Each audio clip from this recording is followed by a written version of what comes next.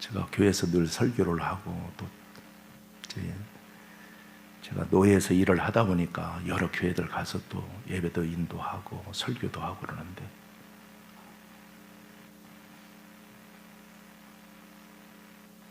하여튼 교회 와서 눈물 흘린 제가 제가 기억으로는 아주 오래된 것 같습니다.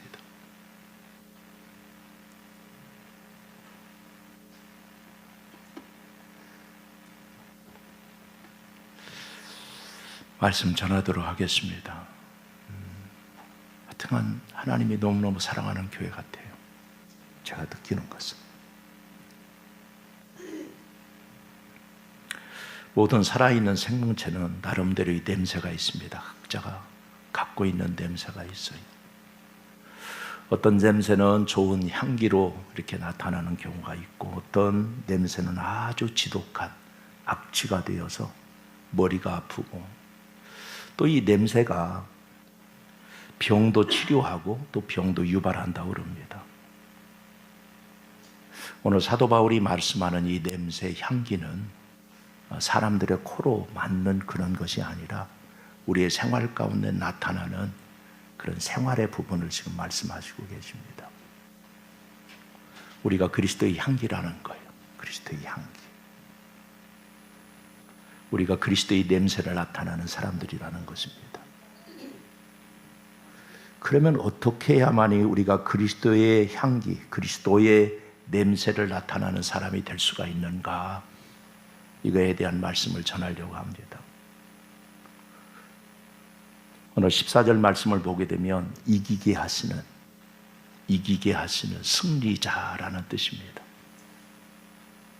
우리가 신앙생활에 있어서 이기는 사람이 되어야만이, 예수 그리스도를 믿는 믿음을 가지고 이기는 사람이 되어야만이 우리가 그리스도 향기 나는 생활이 되는 거예요.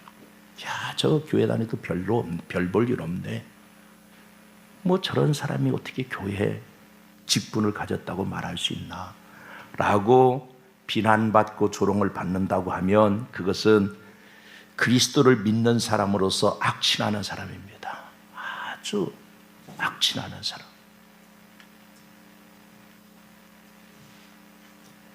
야고보서 1장에 보게 되면 야고보가 성도들에게 편지를 쓰면서 이렇게 시작합니다. 흩어져 있는 12지파에게 편지하노라 라고 쓰면서 기록하고 있어요. 왜 그들이 흩어지게 됐는가? 초대교회가 너무 핍박과 환난을 당하니 그들이 조금 나은 곳에 가서 신앙생활을 해야 되겠다고 생각해서 그들이 각자 흩어지게 됩니다.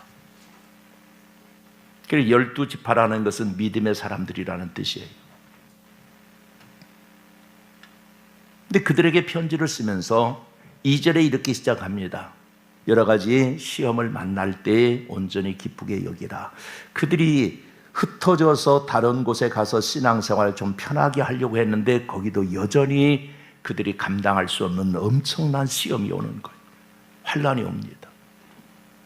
그들을 향하여 온전히 기쁘게 여기라 라고 말씀하세요. 온전히 기쁘게 여기라.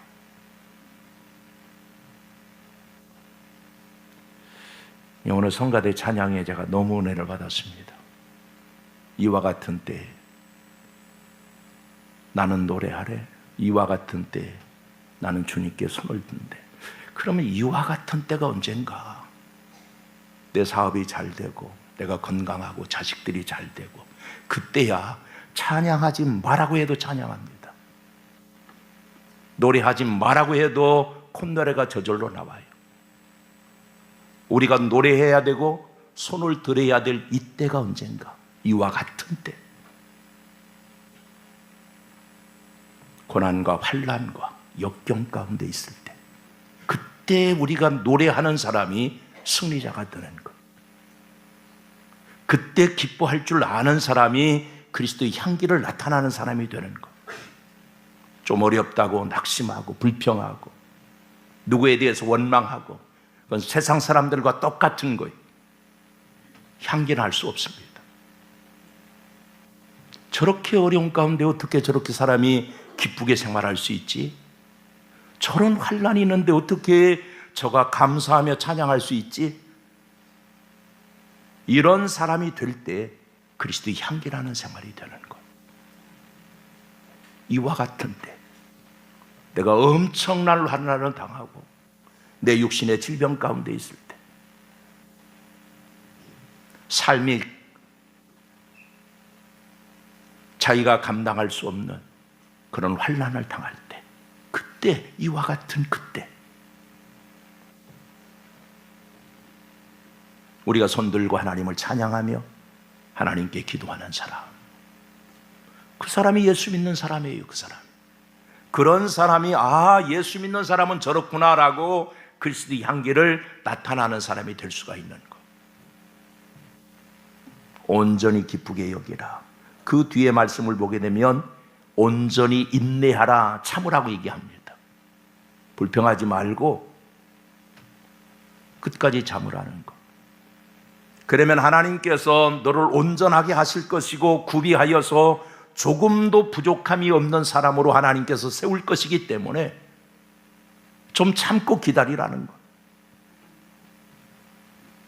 그런 사람이 그리스도의 향기를 나타나는 사람이에요. 사도 바울이 고린도 교회 편지를 쓰면서도 마찬가지입니다. 선을 행하다가 낙심하지 마라. 때가 되면 반드시 하나님께서 거두게 하실 것이다. 인내하는 거예요. 신앙생활은 잘하는 것. 신앙생활을 잘하는 것은 잘 참는 것이 신앙생활 잘하는 것입니다.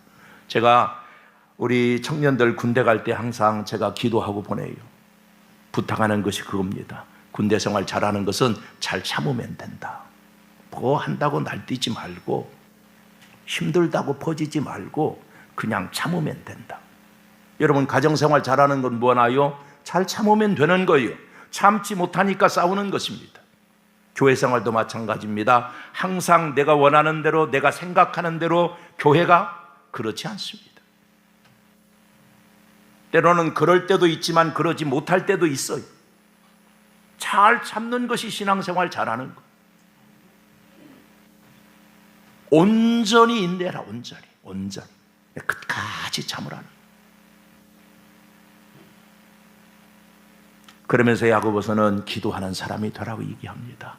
그 하나님은 후히 주시고 꾸짖지 아니하시는 하나님.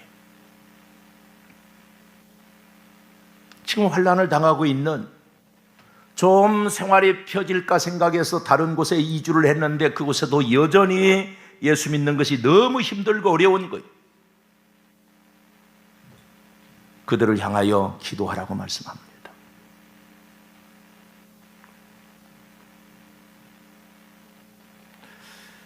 우리 교회에 권사님 한 분이 계신데요,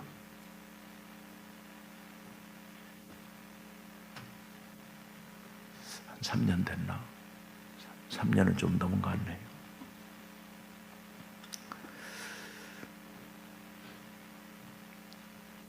그 권사님 아들이 셋인데 둘째 아들을 그 친구 대학교 다닐 때 제가 총신대학교 다녔는데요, 제가 그때부터 가르쳤습니다. 전도사로 갔었으니까. 그래가지고 총신대학교 나와가지고 신학대학교에 나와가지고 목사 안수 받아서 미국에서 이렇게 신앙생활 목회하는, 한인 목회하는 아주 똑똑한 사람. 학교 다닐 때도 그 학교에서 그 학생 대표로 해서 이렇게 일도 하고 굉장히 똑똑한 친구. 미국에서 우리 교회 잠깐 들렸는데 저는 잘 몰랐어요. 그랬더니 아침에 새벽에 예배 마치고 나니까 목사님 좀 할 얘기가 있으니까 아침 식사 같이 했으면 좋겠다고. 무슨 얘기인가? 그랬더니 저한테 아침 식사하면서 그러더라고요. 목사님, 제가 전도사 때 가르쳤던 그 청년 회장도 하고 그랬으니까, 목사님, 제가 간암이 걸렸는데 어떻게 했으면 좋겠습니까? 그러더라고요. 이게 수술을 해야 되나 안 해야 되는가, 이걸 가지고 지금 고민하는 거예요. 겁도 없이 믿음도 없는 제가 수술하지 말라고 그랬어요. 지금도 후회됩니다. 그래도 수술이라도 한번 해봤으면 할 건데 결국 죽었습니다.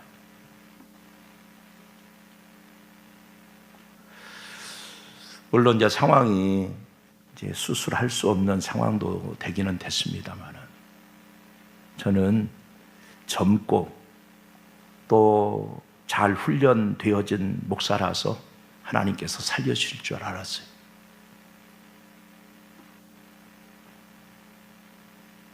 그래서 제가 장례를 다 또 치르게 되어졌는데 영안실에 이제 염을 하기 위해서 이제 들어갔습니다.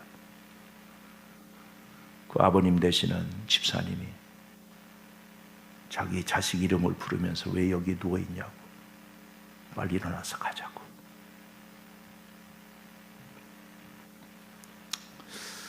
권사님은 아무 말씀도 안 해요. 아무 말씀.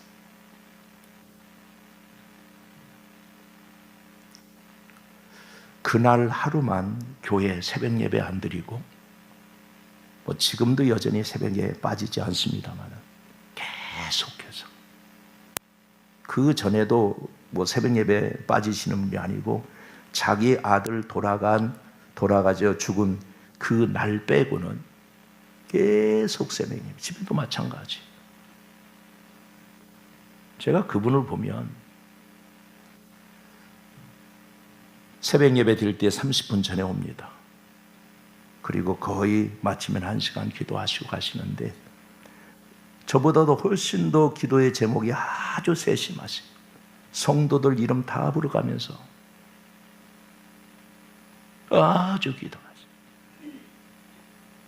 그 새벽에 기도도 모질해서 오후 2시가 오면 혼자 오셔서 또 기도하십니다.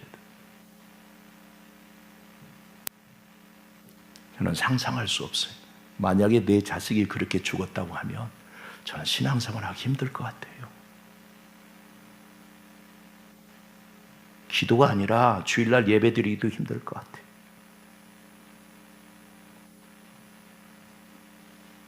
그 세 아들 중에서 제일 똑똑합니다. 큰아들이 우리 교회 와서 지금 안수 집사 하라기도 막 뺀질뺀질거리고 그러는데 둘째 아들이 아주 착하고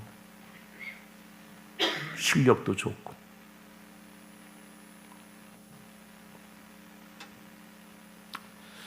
어떤 분이 그런 말씀을 하더라고요.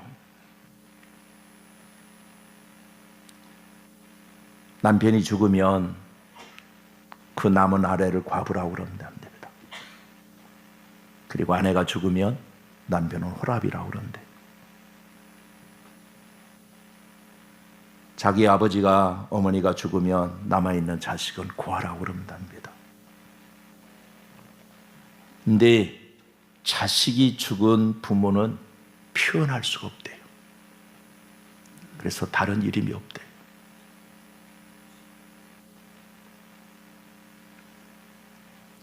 그런 가운데서도 기도의 자리를 잃어버리지 않아요. 그것이 그리스도의 향기 나는 생활이에요. 사람들은 비웃을 수 있습니다. 뭐 자식 죽었는데 저렇게. 그 자식이 죽기 전에는 막 울면서 기도하셨어요. 죽은 후에는 눈물이 없습니다.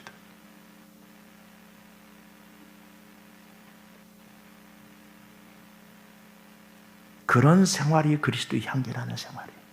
조금 어려움이 있으면 원망하고 불평하고 때로는 낙심하고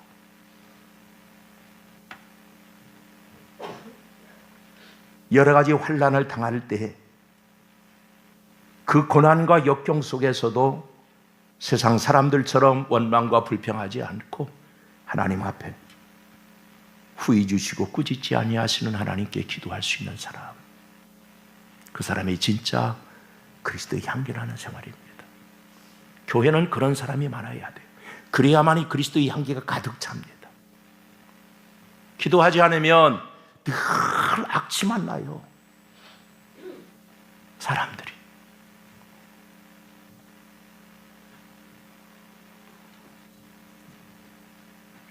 또 한 가지 오늘 15절의 말씀을 보게 되면 우리는 구원을 받는 자들에게나 망하는 자들에게나 하나님 앞에서 그리스도의 향기니 이 사람에게는 사망으로부터 사망에 이르는 냄새요 저 사람에게는 생명으로부터 생명에 이르는 냄새라라고 말씀합니다. 이것은 예수 그리스도의 복음을 의미하는 거예요. 우리가 그리스도의 향기나는 생활은 복음을 전하는 생활입니다. 복음을 전하는 생활이 그리스도의 향기를 나타나는 생활인데 어떤 사람에게는 그것이 사망에 이르는 냄새가 되고 어떤 사람에게는 그것이 생명에 이르는 냄새가 된다는 거예요. 우리가 잘 아는 간단한 말씀입니다. 하나님의 말씀을 듣고 순종하고 그것을 믿고 순종하면 생명에 이르게 되는 것이고 그 말씀을 듣고 거부하게 되면 사망에 이르게 되어지는 것, 그것이 복음 외에는 다른 것이 없습니다. 누가 가르치는 철학으로 누가 가르치는 어떤 깨달음을 통해서 그 사람이 전한 것을 믿고 순종하면 생명을 얻고 구원을 얻는 것이 없어요. 오직 예수 그리스도 그 복음만이 그런 능력이 되는 것. 사망에 이르는 능력, 생명에 이르게 되는 능력, 우리가 그것을 전하는 사람이라는 것. 그것을 우리가 전하는 사람, 그 전하는 것이 바로 예수 그리스도의 향기나는 생활입니다. 우리가 자꾸 그걸 전해야 돼. 그래서 우리가 전하는 그 복음으로 인해서 제3과 영원한 생명과 하나님의 나라의 소망을 가질 수 있도록 그들을 치유시키는 것.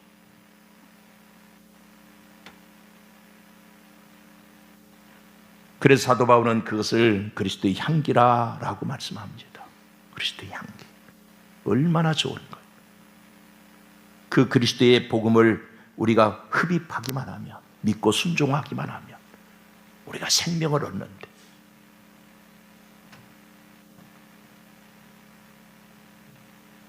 우리가 이것을 전하는 사람이 돼야 돼. 우리가 그것을 전하지 않으면 그리스도의 향기라는 생활이 될 수가 없습니다.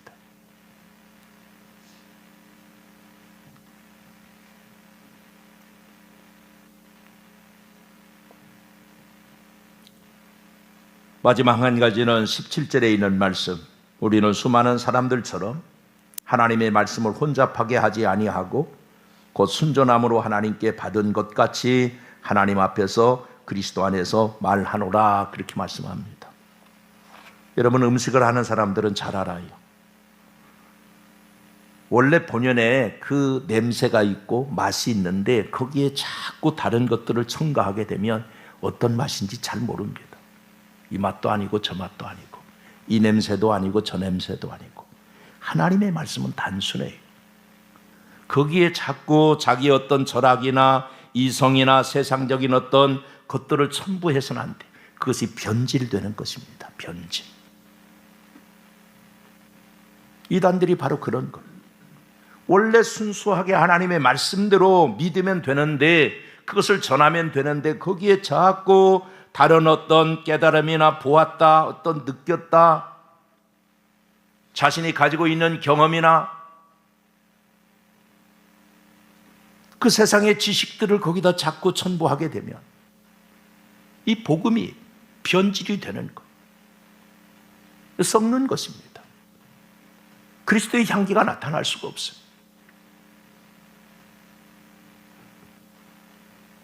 하나님의 말씀에 대해서는 우리가 순수하게 순종해야 돼요. 순수하게. 혼잡해서는 안 됩니다. 머리 굴려서는 안 돼요. 잔머리 써서는 안 돼요. 하나님께서 말씀하시면 이해하면 되는 것입니다.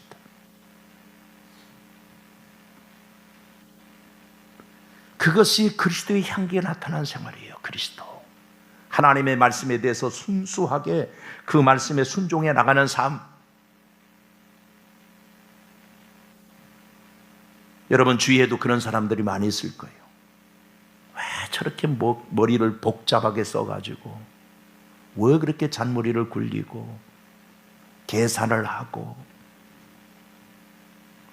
향기라는 생활이 될 수가 없어요. 하나님께서 말씀하시면 예 라고 그 말씀에 끝까지 순종할 때 그 삶이 사람들 보기에 진짜 예수 믿는 사람 같구나 라고 인정되어지는 향기나는 생활이 될 수가 있다는 것입니다. 우리가 다른 사람을 생각하지 말고 나는 그리스도의 향기나는 생활을 하고 있는지, 아니면 예수 그리스도를 믿으면서도 악취를 풍기는 사람이 되는지 스스로 한번 생각할 필요가 있어요. 여러분, 악취나는 사람은 사람들이 가까이 오지 않습니다. 별로 좋아하지 않아요. 그러나 좋은 향기를 나타나는 사람은 주위에 사람들이 많습니다. 배울 것이 있어요. 고개를 숙입니다.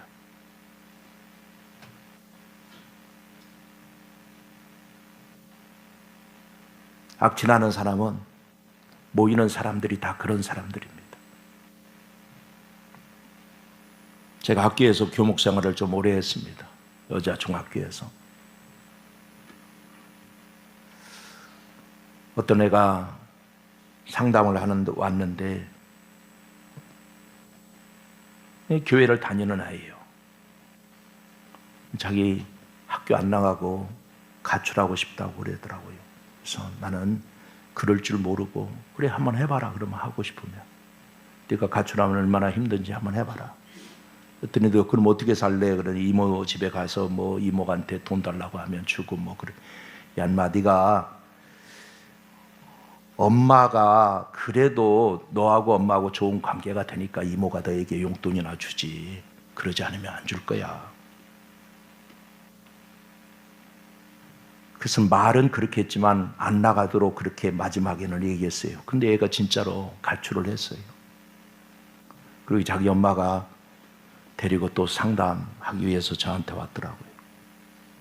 그러면서 이 애가, 저도 지금 잊어버리지 않는데 이런 얘기를 해요. 자기가 가출을 하면서 느낀 것이 진짜 좋은 친구와 진짜 나쁜 친구를 알았대요. 가출을 하니까 그 영주 그 동네가 별로 크지 않습니다.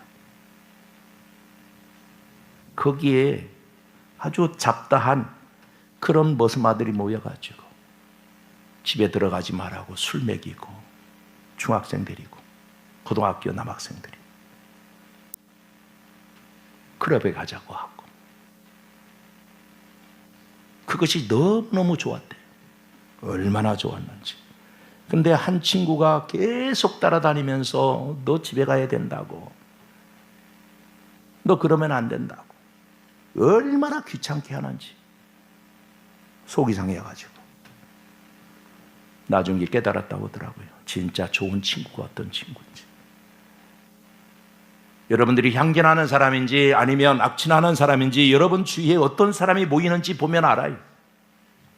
썩은 것에는 쇠파리가 몰리게 되어 있습니다. 그런 분류의 사람이라고 하면 여러분들의 생활은 어떤 생활인지 평가할 수 있습니다. 우리는 예수 그리스도를 믿는 사람이에요. 진짜 그리스도의 향기를 나타나는 사람이 되어야 돼요. 여러 가지 환난과 어려움이 있을 때도, 그런 때에도 하나님을 진짜로 노래하고 주님의 손을 들고 그분을 찬양하며 그분께 감사할 줄 아는 사람, 진정한 그리스도인입니다.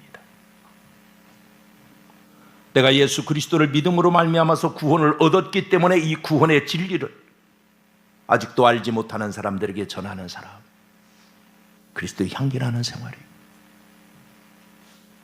하나님의 말씀을 혼잡하게 하지 않고 말씀대로 순종하고 그 말씀대로 살아가는 진짜 그리스도의 향기나는 복 있는 성도들 되시기를 주님의 이름으로 축원을 드립니다.